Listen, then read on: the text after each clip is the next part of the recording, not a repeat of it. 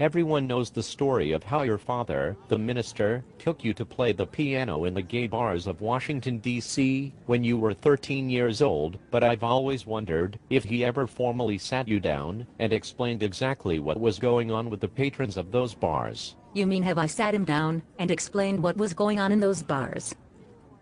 So, you knew? In retrospect, it's all very clear to me now. At the time, he was battling parishioners.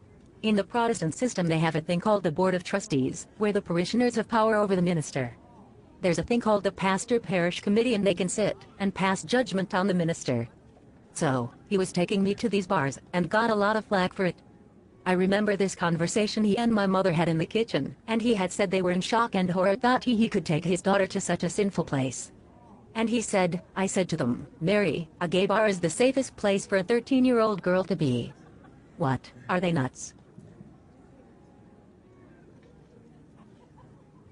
So, I think on that level he was very CLUED, in that it was a very nurturing place for me. I think he has a side to him that's always been a little regretful, that he didn't have another path in life.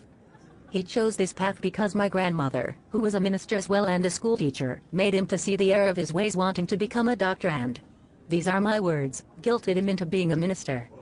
He's always stood by the idea that he was called by the Lord, but I'm saying he was threatened by my grandmother. There's a side to him that's always loved movies and music. He's tone deaf, but he's always loved it. He's learning to play piano, and he's 80 years old. He just took it up this year.